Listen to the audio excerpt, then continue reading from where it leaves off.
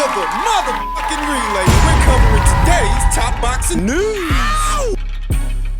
Okay, we'll start with this. The latest as it pertains to two-division champion Teofimo Lopez, who's supposed to be fighting Steve Claggett. What? Fight that is reportedly now being finalized for Teofimo's WBA Super Lightweight World title on June 29th in Miami. A card that will be going head-to-head with the Matchroom show that same night, what is a better fight, in my opinion, the fight between Bam Rodriguez and Gallo Estrada. But a WBC and Ring Magazine title with Super Flyweight. Now, in this digital day and age, you don't actually have to choose. You can have one fight on your TV and the other on your laptop, smartphone, or tablet. But make no mistake, Bam versus Gallo is the better fight. Better than Lopez versus Claggett. Veteran boxing scribe Mike Kopinger said, Lopez wasn't happy with Ortiz's movement, and now he's getting a pressure fighter. I don't understand. The guys that Teofimo struggles with are the guys that make Teofimo come to them, make him come forward. Guys like George Kambosos, Sandor Martin, more recently Jermaine Ortiz. He struggles with movers, guys who move away. Him being a boxer puncher, a counter puncher, he relies on the guy to come forward, make a mistake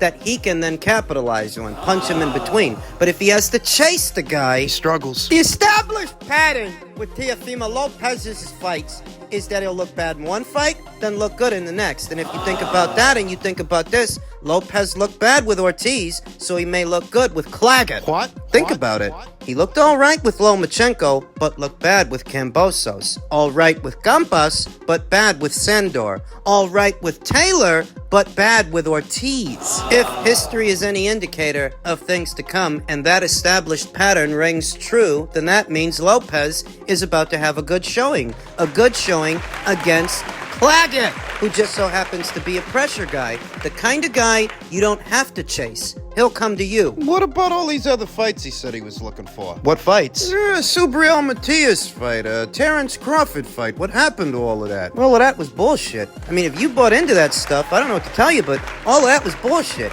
He only sent an offer, a quote-unquote offer to Subriel because he knew that he was injured. He knew he couldn't fight. Stuff about Crawford, in the same amount of time that you've been doing the rounds and doing interviews about fighting Terrence Crawford, you could have filed your paperwork. He filed his. To become Tim Tszew's mandatory? He filed his. Did you file yours? Don't try to make this about something that it's not. Don't make this about something that it isn't. This isn't about what Teofimo did at 135. This isn't about anyone who he fought already. This is about what he said versus what he did. You said you wanted to fight Terrence Crawford. Did you file your paperwork? Doesn't look like it. Did you have the people at Top Rank open up a dialogue with him? Did you send him an offer? Doesn't look like it. Looks like you're fighting Steve Claggett. Huh? Steve Claggett, that's what it looks like. And if some people have a lukewarm reaction to that fight, if the reception... Well, you got everybody all ready for a Matias fight and a Crawford fight. You did that. You're the one who ran to the media with all of that stuff that was supposedly happening behind the scenes. You ran to the media with that stuff, so that's what people are getting ready for. Not no Steve Claggett. I'm not mad. I'm not upset because I never believed him. I didn't buy it. I didn't buy you're really trying to fight Subriel Matias when you made him an offer knowing he was injured. I didn't believe you wanted to fight Crawford. I didn't believe that either. You just look like shit with Jermaine Ortiz. His movement bothered you. What do you think Crawford's movement will do to you? So often we see fighters and their teams prop up these narratives, trying to pull a fast one on the boxing community at large by dragging another fighter, other fighters' names through the mud in an effort to elevate themselves. That's what Teofimo was doing. Drag Matias's name in the mud, drag Crawford's name in the mud. That's what he was up to. You were not trying to fight those fighters, and it was very obvious to me you were not trying to fight those fighters. What you were doing, trying to, was drag their name in the mud so you could elevate yourself. And if there was an expectation there that you might fight one of them, it's because you created it. You started it. So you don't do none of that. You don't run to the media with your tall tales about fighting Matias and fighting Crawford. You don't do that. None of that happens. You turn around, you fight Steve Claggett, nobody's disappointed because there's no expectation. Nobody's mad. It's just an in-between fight, a maintenance fight, a keep busy fight, and nobody's upset because nobody was expecting anything. Now? People are saying you were bullshitting about Matias, you were bullshitting about Crawford, you're avoiding Keyshawn Davis, and you're avoiding Raymond Muratalla, who, according to veteran trainer Robert Garcia, was offered to Teofimo Lopez. For that date. His words, seeing how none of the 135-pound champions are willing to fight Raymond, we said yes, didn't hesitate.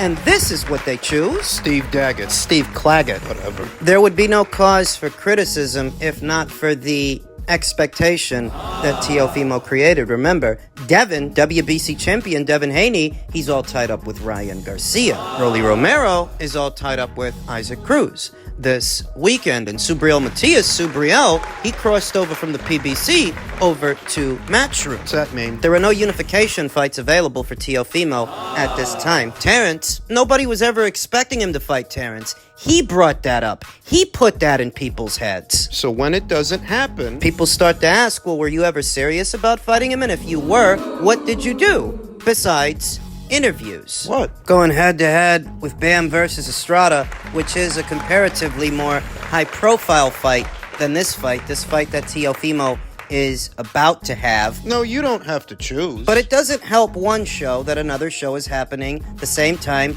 on the same night. It does kind of cannibalize the viewership. With some people it does. Yeah. Because even if they have both cards on at the same time, one on their TV and one on their tablet, smartphone, or laptop, they're still going to be paying more attention to one card than the other. Now, elsewhere in the division, ahead of his upcoming fight with Ryan Garcia, Devin Haney has insisted that he wants to fight Subriel Matias in a WBC and IBF super lightweight world title unification. I'm the guy that steps in when nobody wants to. They might need me to save the day. Fight the guy that these other guys don't want to fight, and I will. When? I believe this is a fight that Devin Haney might get around to down the line, but I don't believe this will be his next fight, not after Ryan. I told you before, I'll tell you again. I think he's going to fight Lopez next. It's a bigger fight with a bigger profile, for more money, and the same number of alphabet titles. To my knowledge, Devin has nothing keeping him on the DAZN side of things. There's nothing keeping him there. He doesn't have an exclusivity deal with them. So beyond the Ryan Garcia fight, he could cross back over to Top Rank, see about fighting Teofimo later on in the year. Think about that and think about this. The established pattern of Teofimo Lopez fights and how he performs. He performed badly in his last fight. He may perform well in his next one, the one with Claggett. After that, May perform badly with Devin Haney, who I've long maintained stylistically he's all wrong for Teofimo. Think about the established pattern of fights. He looked all right with Lomachenko, looked bad with Kambosos, looked all right with Gampas, bad with Sandor, looked all right with Taylor, bad with Ortiz. He might look all right with Claggett, then look bad with Haney. look bad with Devin. Might look bad with him. I think he's going to, if and when they do fight, and if they do fight after the Claggett fight and after the Ryan Garcia fight, that is in keeping with the established pattern of performances we see from Teofimo. All right? So while Devin says that he's open to fighting Subriel, Right. that he's open to fighting the guy that most other people don't want to fight, it's not that I don't believe him, it's just a question of when. When does he fight him? It just so happens that Subriel is several years older than Devin Haney. By the time Devin gets around to him, maybe he'll start to show signs of slippage, signs that he is slowing down. I would not begrudge Devin Haney putting the Lopez fight before the Matias fight. They're both good fights, they both are, and I wouldn't complain if he decided he wants to fight Teofimo next. Then Subriel afterwards. that's fine by me. The people over there at Matchroom have more than enough guys to keep Subriel Matias busy with while he waits, in the mean in between time, while he waits for a Devin Haney fight to roll around. Maybe he fights Richardson Hitchens in preparation for Devin Haney. They're both pure boxers. You can fight that guy while he waits. And don't forget, he's got to get past Liam Botto first. That's official. Yeah. Subriel has to get past Liam. Yeah. Devin's got to make it past Ryan. I expect him to.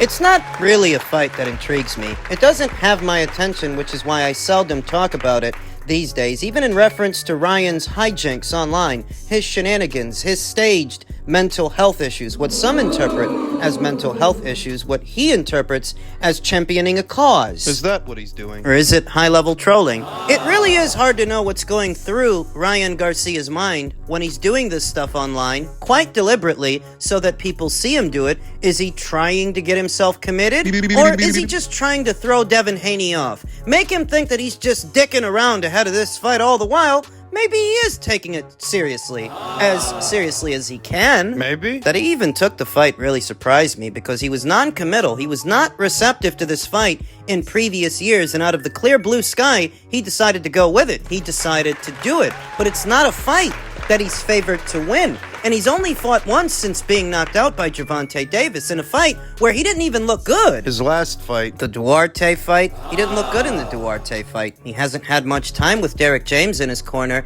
It's just a less than ideal situation for Ryan, but for whatever reason, he's going with it. He seems to be going through with it. And I think Devin's gonna beat him. It's not a fight that I think too much about. Seems like a formality. All but a foregone conclusion that Devin is a more consummate professional and a more educated boxer, more committed to the sport, and he should beat Ryan. After that, roll on Lopez.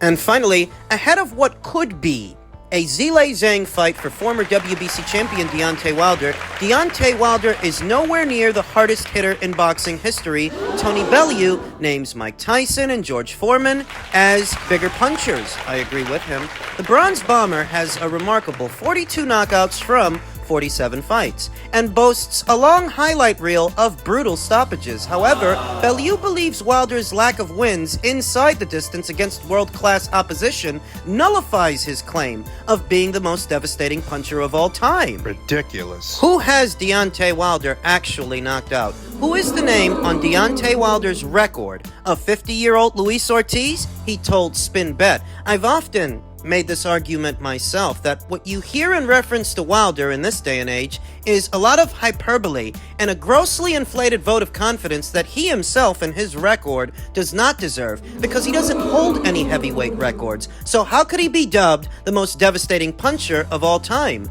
Tony continued, I mean, what is the best knockout, and who has he actually knocked out in the grand scheme of things? He hasn't beaten anyone. Said that myself. In hindsight, it does matter. This era of heavyweights, it's coming to a close. Deontay Wilder is very close to the end. Tyson Fury's not far behind him. When you look back, you start to ask these questions. You, the boxing fraternity, have built up a monster in Deontay Wilder and labeled him as the biggest puncher in history, but don't be so ridiculous. George Foreman took Joe Frazier off his feet and lifted him off the floor. He hit him so hard. Then he knocked out Ken Norton, and the names he has beaten are just as phenomenal. It's frightening. It really is. To have Deontay Wilder anywhere near the likes of Mike Tyson is insane. Said Tony Bellew. I have often made that argument here on this channel myself in the last 5 years. Tony continued.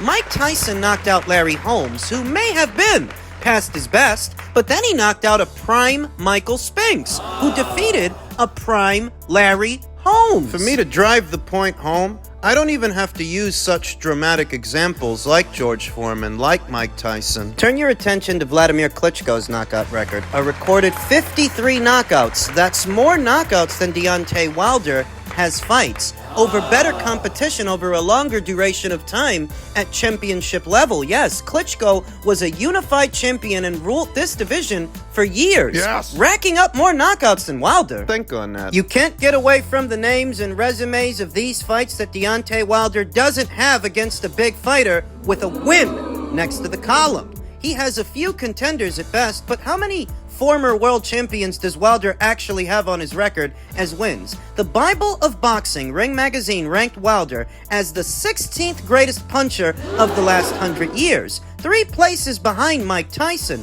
Foreman came in at number 5, while Joe Louis was given the coveted top spot on their list. Wilder currently holds the distinction of having the highest knockout percentage, 89.3% of any heavyweight champion in the history of the sport, but it's a statistic that lacks context. A statistic. Who did he knock out? Who you knock out? is just as important as how many knockouts you have. He doesn't have any knockouts over fighters like Joe Frazier and Ken Norton. These were good fighters, really good fighters, whereas many of Wilder's knockouts are over pedestrian-level opponents, fat journeymen, blown-up cruiserweights, guys who were past it. Who you knock out matters. I brought up Vladimir Klitschko for a reason. Vladimir is not regarded as a legendary puncher, but it is a matter of fact that he has more knockouts than Deontay Wilder has fights over a better caliber of fighter, better quality of competition, and he was a unified champion, and yet he's not regarded as a legendary puncher, so why is Wilder? The media. The gross hyperbole that has become attached to Deontay Wilder over time has everything to do with the media propping him up, with no regard for boxing history, the annals of boxing history, and actual facts and stats that Wilder doesn't hold a heavyweight record of any kind. He doesn't have the most knockouts in the heavyweight division, or the most first-round knockouts in the heavyweight division. You're grouping him in with people like George Foreman and Mike Tyson. When he doesn't even hold a heavyweight record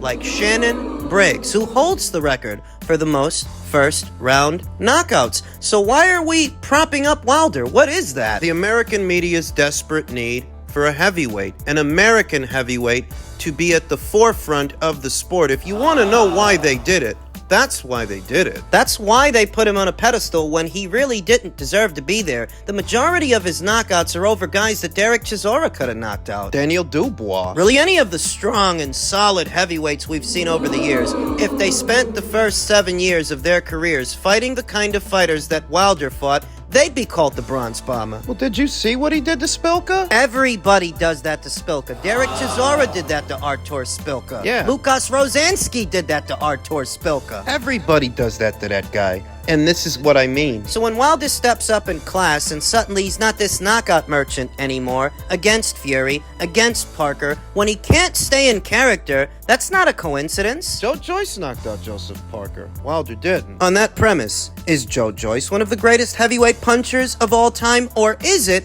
that Wilder never was? What's more likely? Wilder never was. Here towards the end of this previous cycle of heavyweights, looking back in hindsight being 2020, Wilder doesn't have any high-profile wins over any high-profile heavyweights. His record of knockouts is mostly over journeymen, the guys you're supposed to be able to beat along the way, but he did it for so long, fighting that caliber of fighter for so long, that he racked up a hefty knockout percentage, but it was all over nobodies. Don't let him lose to Zhang. He will move further down Don't. in the totem pole of this previous era of heavyweights if he can't rebound. He will. You lose to Fury, it's negligible. You lose to Parker, Who lost to Anthony Joshua, who lost to Dillian White, who was knocked out by Joe Joyce. if he loses to Zhang next, his career is over and his legacy will take another hit.